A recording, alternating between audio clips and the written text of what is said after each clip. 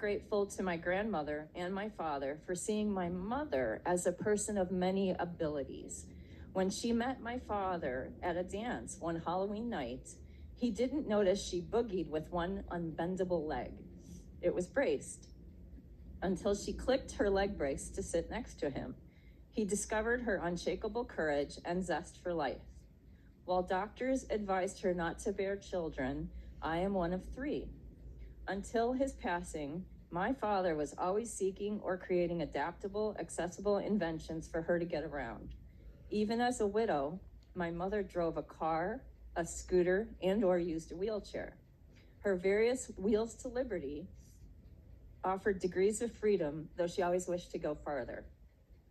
The day my grandmother drove to our house in her very first car was celebrated. Her wheels to liberty marked the start of newfound freedom.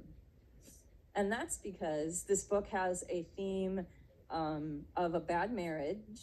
And in World War II, when you have a child who's with polio and then your husband gets called off to serve, that's what the story is about.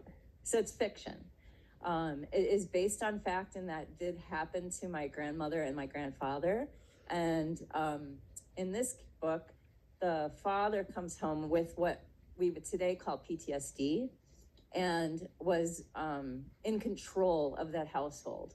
And in the 40s and 50s, it's not unusual to have the men in control. But this character's more controlling than you'd prefer.